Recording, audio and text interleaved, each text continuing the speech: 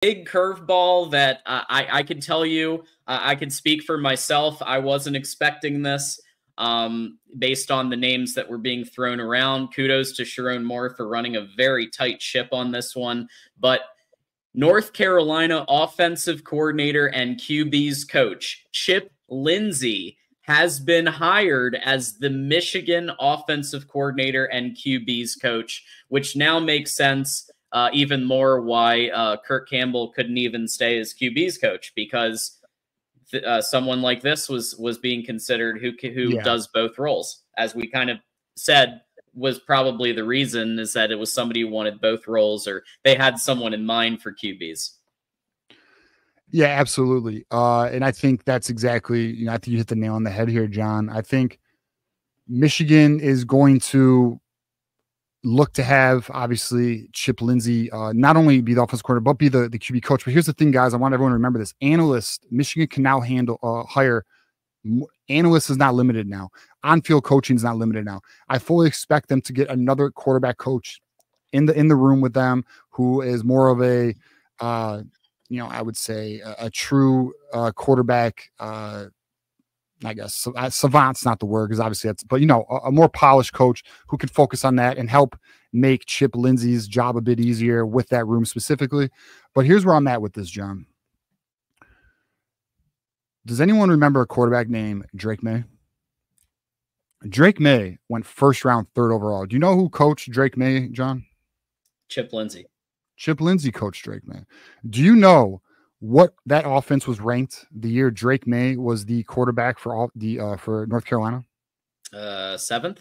7th in the nation, guys. So when Chip Lindsey has an elite quarterback, so for everyone who's worried about Bryce Underwood or the potential portal quarterback that Michigan's rumored to be targeting right now, understand when he has playmakers, this offense produces. He had the number 7 offense the year he had Drake May in 2023. It was the number 21 ranked SP plus offense in the nation in 2023. It then dropped to number 34 in the nation SP plus last season. It is still a very efficient offense. He had a poor quarterback in 2024. Guess what? If you look at the quarterback numbers, and I have them right here, Criswell, the quarterback for North Carolina, had a 58% completion percentage, 15 touchdowns and 6 interceptions, and he still put up an S&P plus offense of 34th in the nation, guys.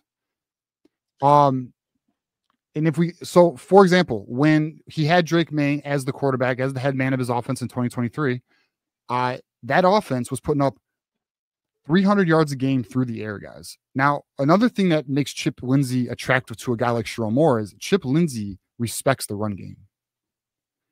You know who else respects the run game, John? Sharon Moore respects the run game. Sharon Moore, because he wants to maintain a power run game. So how do you maintain a power run game? You get an offensive coordinator who believes in that, which Chip Lindsey does, which is why they are aligned. And then you also get an offensive coordinator who has shown the ability to, I'm not going to say elite offense, but above average. And now, could you guys imagine? I want our audience to just think about this. What if we had an above average offense this season? Would we be in the playoffs? I think so. Yeah. I think we'd be a 10-win team. I think we beat Indiana. I think we beat Illinois. I think we beat Washington. I think Oregon game is even closer than it already was. And I already know we'd smoke Ohio State, because we did. We didn't smoke them, but we beat them. 4 in a row, bitches. But yeah, I mean, like, to me, John, this is actually a quality hire. Is it a home run? No, not a home run. This is not Dan Mullen. This is not Candle, who we all know I wanted. But even in 2024, which is this year, his total offense was ranked 39th in the nation, guys. Not awful. With a poor quarterback. You give him a Bryce Underwood, and if Michigan's going to load up at the skill positions like they are projecting to do, that they are talking that they want to do. Now, again, it's words, actions. We got to see actions. We got to see these wide receivers start visiting. We will talk about Nitro Tuggle. We will see how he went back to Georgia. What other wide receivers will be on the market? We'll talk about it. But even so, Chip Lindsey's offense this year was only 8 yards away from matching Ohio State's offense this season, guys. Just 8 yards. So to me, this is a quality hire. This is not a home run. So I'm going to be very honest with you guys, give it to you exactly how I feel.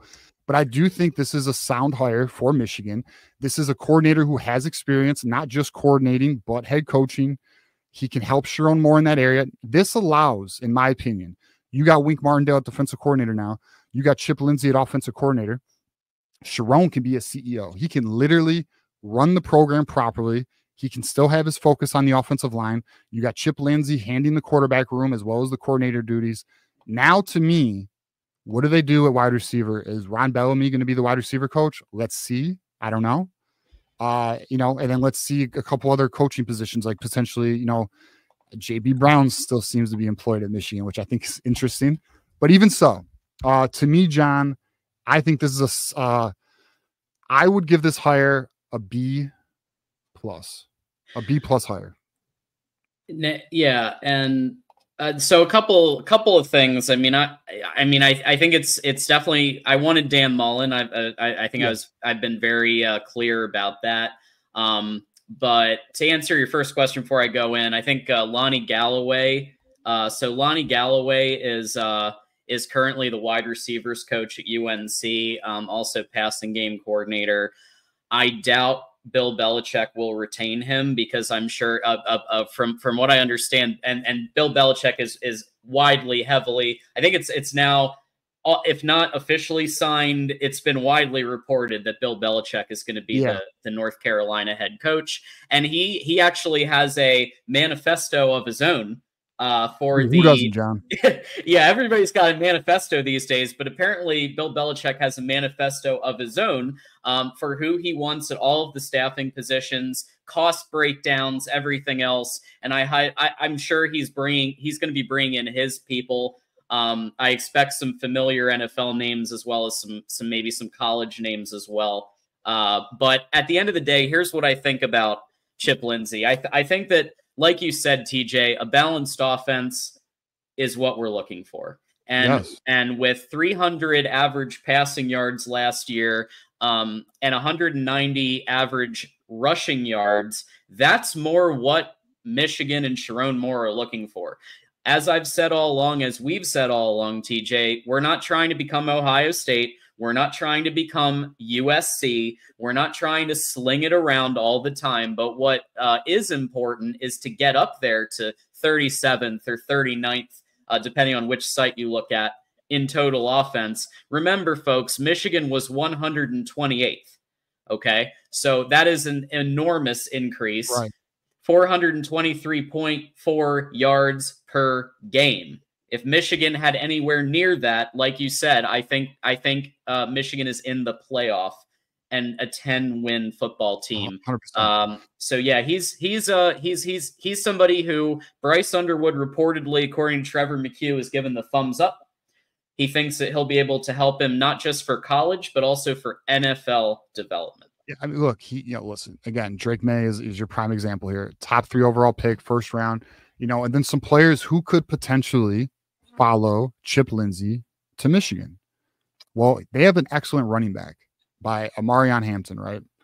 Now, I know there's some people saying, well, he's going to go to the league. Well, he is not declared for the draft, guys. And if anyone knows about the running back position, we all should know Blake Corum. And yes, he did have an injury. But if there is a position like kicker, Zavada, which we'll get into later, running backs are extremely devalued in the NFL.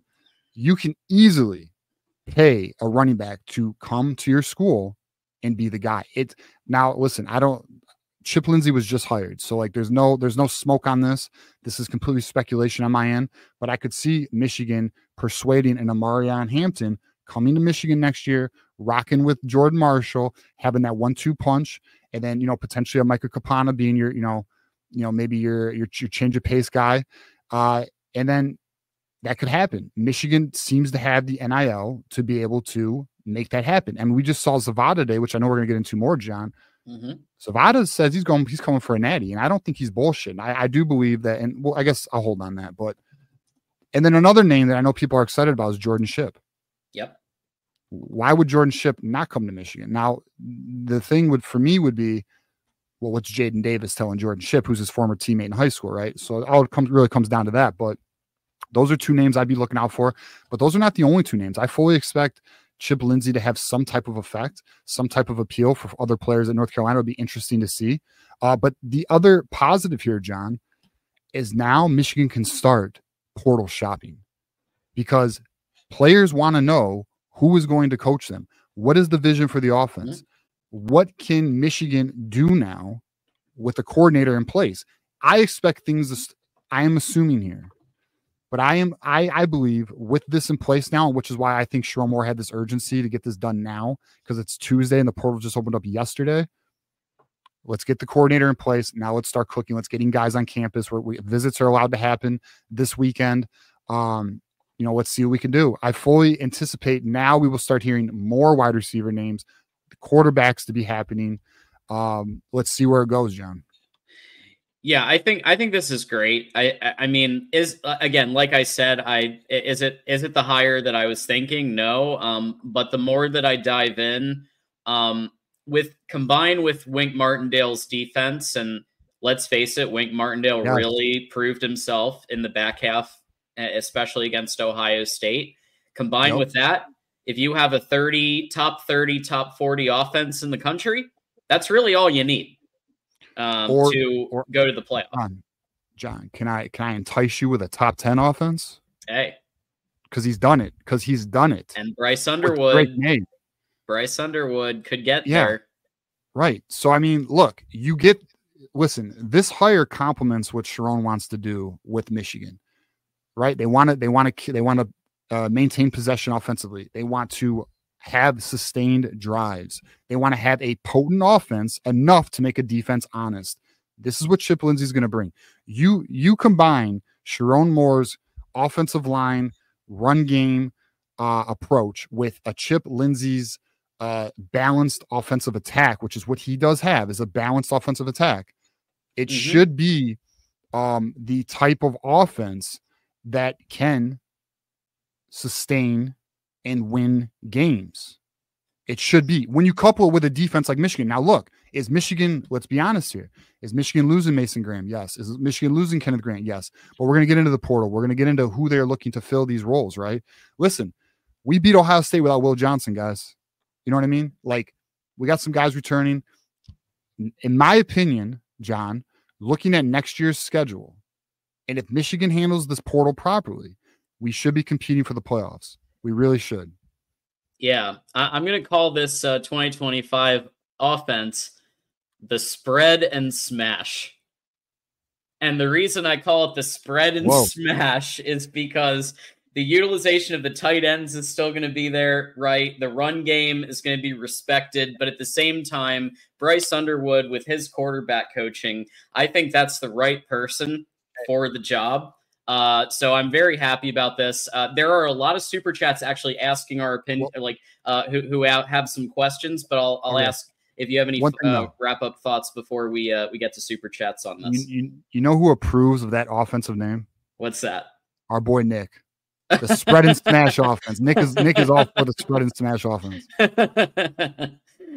Absolutely. Ryan Hall has gifted 5 Voice of College Football memberships. So congrats on you all just got those who stay will be champions.